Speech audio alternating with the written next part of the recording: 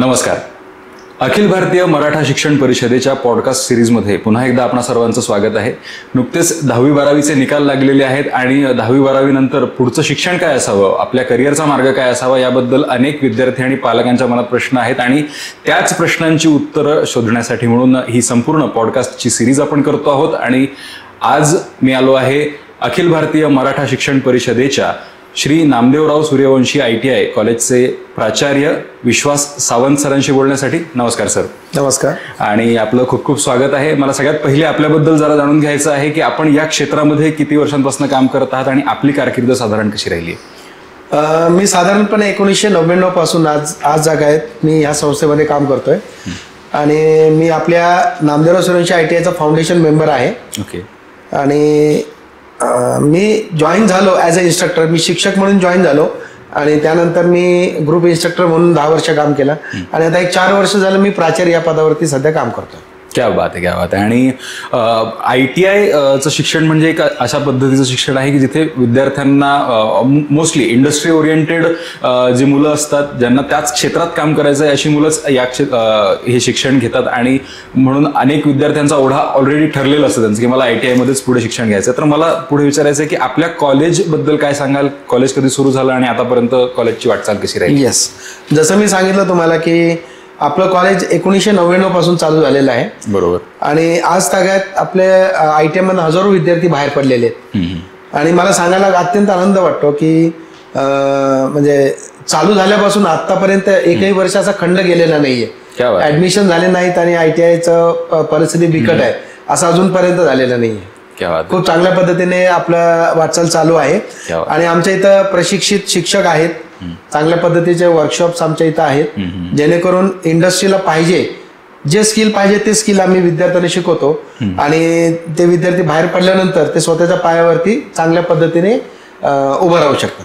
क्या बात आहे, क्या बात आहे. तर ITI मध्ये जेव्हा मुलं प्रवेश घेतात त्याच्यामध्ये अनेक ट्रेड्स असतात, अनेक ब्रँचेस आहेत, अनेक फ्लोज आहेत. तर त्याबद्दल काय सांगाल की कोणकोणते ट्रेड्स आपल्याकडे उपलब्ध आहेत? येस, आपल्याकडे 1 वर्षाचे ट्रेड आहेत वेल्डर आणि मेकॅनिक डिझेल आणि 2 वर्षाचे ट्रेड आहेत मेकॅनिक मोटर व्हेकल, फिटर आणि इलेक्ट्रिशियन. ओके.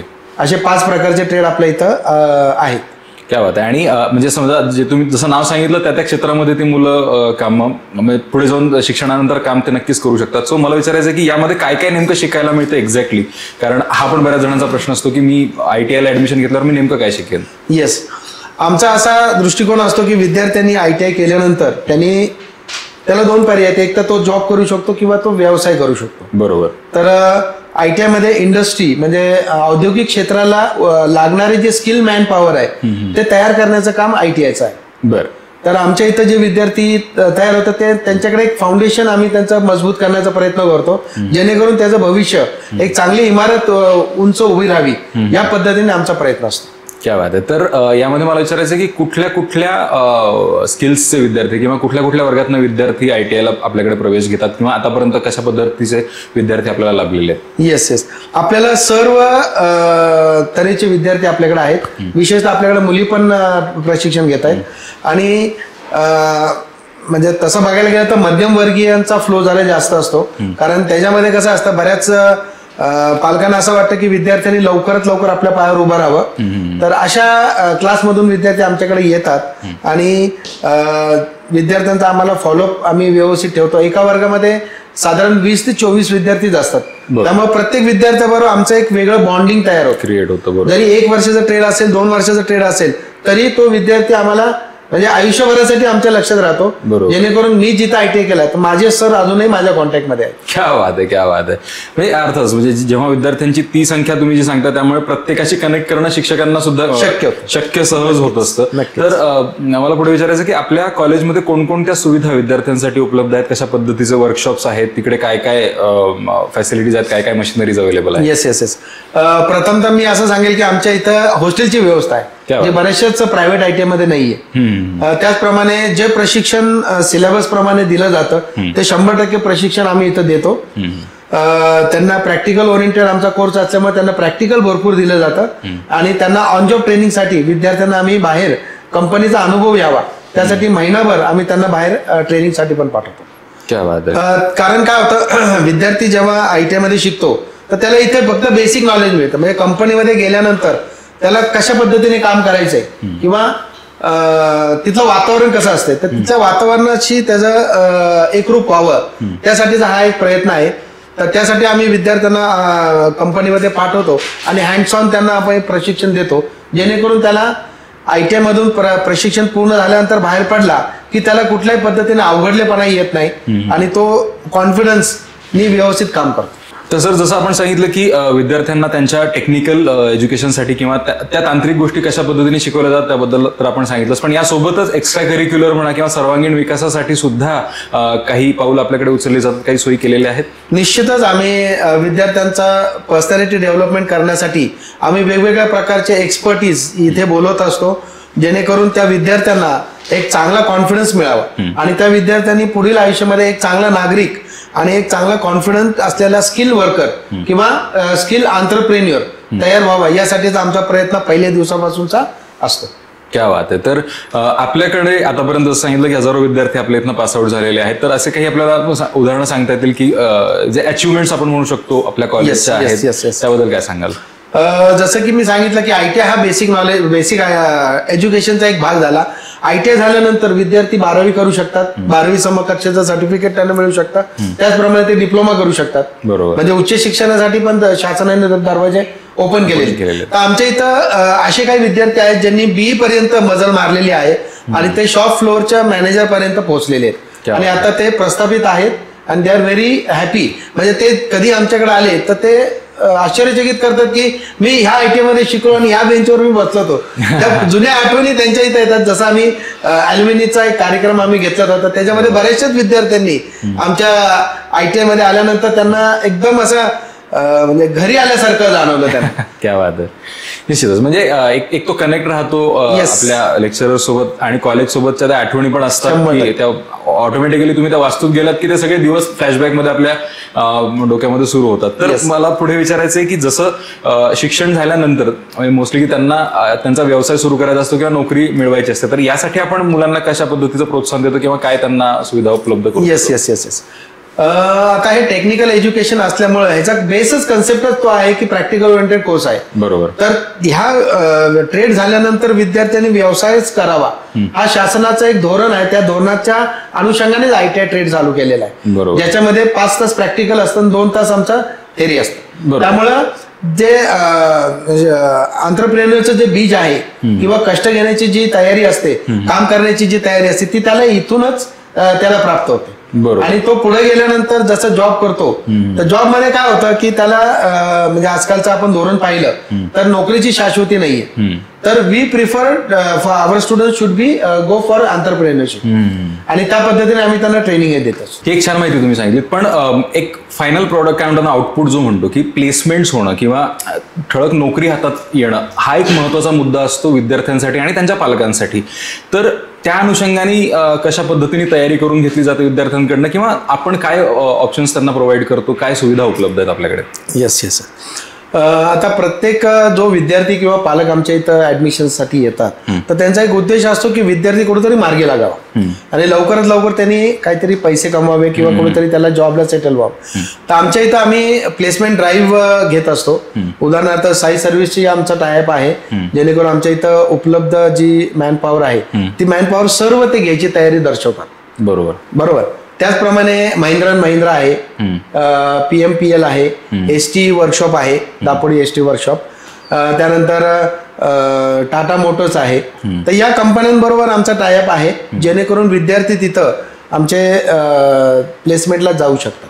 सर, मला पुढे एक विचारायचं आहे की ITI मधनं शिक्षण घेतलेल्या विद्यार्थ्यांबद्दल एक लोकांचं मत आहे की फार तर फार एक साधी छोटी मोठी काहीतरी तो नोकरी करेल, फार तर फार फिटर होईल. तर याबद्दल तुमचं काय मत आहे, तुम्ही काय सांगू शकाल? नक्कीच मी याच्यावर चांगला प्रकाश टाकू शकतो. काय होतं, पूर्वीचं जे ITIचं स्वरूप होतं त्याच्यामध्ये आणि आत्तामध्ये जमीन आसमानचा फरक आहे. कारण आत्ताचा जो ITIचा विद्यार्थी आहे तो हा 21व्या शतकातला विद्यार्थी आहे, बरोबर. तर त्याला स्किल तर आम्ही देतोच, त्याचप्रमाणे त्याला आम्ही योग्य आयुष्य जगण्याची दिशा देतो.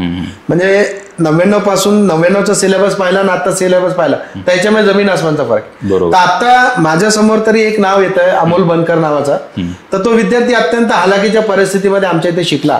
तो मामाच्या घरी राहायचा, ग्रामीण भागातून आलेला होता, मामाच्या घरी राहायचा, मामाच्या घरची सगळी कामं करायचा आणि आमच्या इथं ITI करायचा, सायकलवर यायचा विचार. आणि तो आज कमिन्स कंपनी, फलटणची जी कमिन्स कंपनी आहे तिथं तो इंजिनिअरिंग ड्रॉइंगचं जे आहे ते सगळं ड्रॉइंगचं त्याच्या हातामध्ये आहे. म्हणजे he is the key person of that company असं म्हणता येईल. साधा ITI फिटर झालेला विद्यार्थी. क्या बात आहे. सो हा गैरसमज मुळात आपण मनातनं काढून टाकला पाहिजे या शिक्षणाबद्दलचा. नक्कीच नक्कीच काढून टाकला पाहिजे. कारण कसं आहे की हे म्हणजे स्किल जे आहे इंजिनिअरिंग क्षेत्राची निगडीत आहे. बरोबर. आणि तुम्ही जर पाहिलं की सगळ्या गोष्टी ज्या आहेत त्या मशीनने घेरलेलो आहे, बरोबर. प्रत्येक गोष्ट ही मशीनचा उपयोग करूनच आपण पुढे जाऊ शकतो. विदाऊट मशीन आपण सर्व्हाइव्ह करू शकत नाही. आणि हा बेस जो आहे हा त्या बेसच आहे.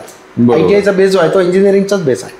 करेक्ट. तसंच आता तुम्ही एक उल्लेख केलात की ITIचं जे स्किल आहे हे इंजिनिअरिंगशी निगडीत स्किल आहे आणि त्यामध्ये विद्यार्थी काम करतात पुढे जाऊन. नक्कीच. तर इंजिनिअरिंग बद्दल एक असं मत माझं आहे की इंटरनॅशनली म्हणजे जागतिक स्तरावरती इंजिनिअरिंगला मान्यता तशी आहे, तशा पद्धतीचा एक्सपोजर इंजिनियर्सला बाहेर मिळतो. तर इथे ITIचे विद्यार्थी कसे चमकू शकतात? याच्यावरती मीच एक चांगलं उदाहरण देऊ शकतो तुम्हाला की आता ITIचं जे सर्टिफिकेट आहे ते वर्ल्ड वाईड ऍक्सेप्टेड आहे. आणि आपल्या गव्हर्नमेंट ऑफ महाराष्ट्राने जर्मनीच्या गव्हर्नमेंट बरोबर एक MOU केलेला आहे, जेणेकरून आपले विद्यार्थी जर्मनीमध्ये जाऊन तिथे ते स्थायिक होऊ शकतात, तिथे ते काम करू शकतात. म्हणजे फक्त आता आपला विद्यार्थी ITIचा विद्यार्थी हा फक्त पुण्यात काम करेल किंवा महाराष्ट्रात काम करेल किंवा पॅन इंडियामध्ये असं नाही, तर इंटरनॅशनल लेवलला पण तो चमकू शकतो. आणि खूप चांगल्या पद्धतीने आपल्या इथं सुविधा उपलब्ध असल्यामुळे तो चांगल्या पद्धतीने काम तिथं करू शकतो. क्या बात आहे. सो आता तुम्ही एक जसं उल्लेख केलात की जर्मनीमध्ये त्या संधी उपलब्ध आहेत, तर मग जर्मनीमध्ये जायचं तर मग तिथली भाषाही शिकणं आलं तर त्या पद्धतीचं काही ट्रेनिंग आपल्याकडे उपलब्ध आहे? हो, त्या पद्धतीचं ट्रेनिंग म्हणजे त्या पद्धतीचे इन्स्टिट्यूट्स आहेत त्यांच्याकडे आम्ही त्या विद्यार्थ्यांना डायव्हर्ट करतो.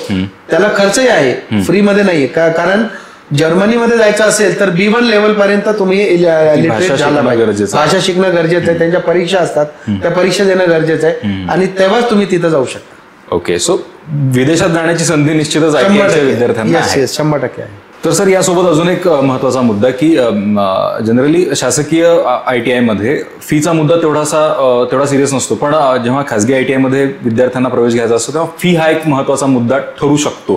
तर कुठल्या प्रकारची आर्थिक सवलत आपण विद्यार्थ्यांना इथे उपलब्ध करून देतो का?